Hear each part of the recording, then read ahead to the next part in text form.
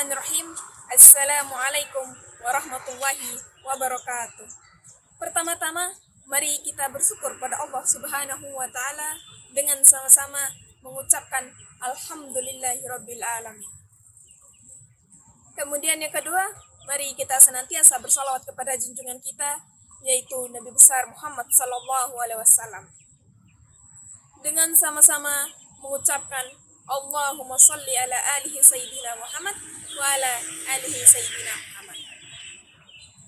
Ayyuhal shaimin, pernahkah kita merasa bahwa hidup ini sangat berat, ujian dan cobaan datang tanpa jeda, dan kita bingung harus bagaimana menghadapinya dan berbagi dengan siapa? Sudah berusaha, sudah bertahan, tapi entah kenapa jalannya masih terasa sempit. Ayyuhal hadirin rahimakumullah, seringkali kita merasa bahwa hidup ini sangat berat, padahal sebenarnya tidak.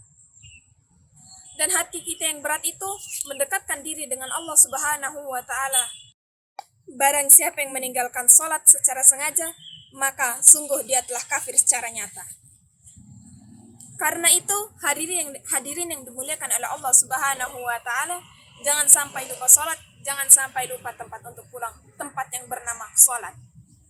Dunia hanyalah jembatan, bukan tujuan. Jangan sampai sibuk memperindah jembatan, tapi lupa untuk membangun rumah di seberang, yaitu akhirat. Ketika ditanya amal paling utama, Nabi menjawab, sholat pada waktunya. Sholat bukan sekedar kewajiban, ia adalah titik temu antara hati kita dan Allah yang maha mengetahui. Tempat kita menaruh lelah, rencana yang gagal, dan harapan yang hampir padam. Allah Subhanahu wa Ta'ala berfirman dalam Quran surah Taha halaman 20 ayat 14 yang berbunyi, A'udzu billahi minasyaitonir rajim.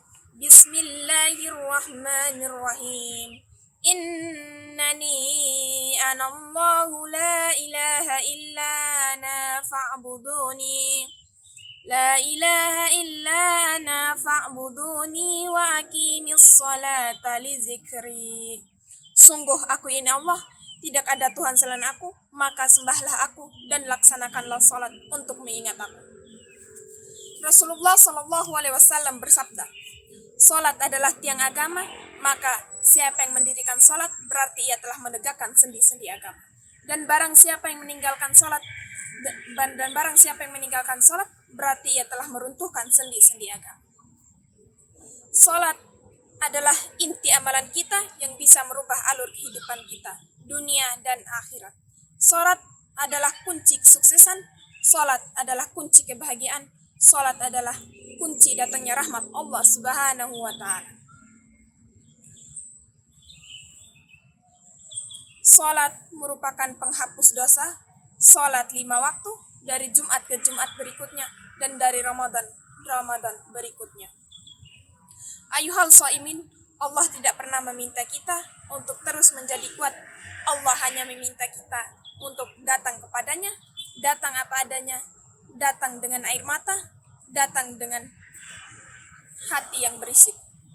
Ya Allah, aku lelah. Dan percayalah, Allah maha mendengar. Bahkan sebelum kata itu, Allah sudah mengetahui apa yang kita alami. Dan Allah memberikan kita ujian dengan kemampuan kita, maka dari itu tenangkanlah hati kita kepada Allah Subhanahu wa Ta'ala.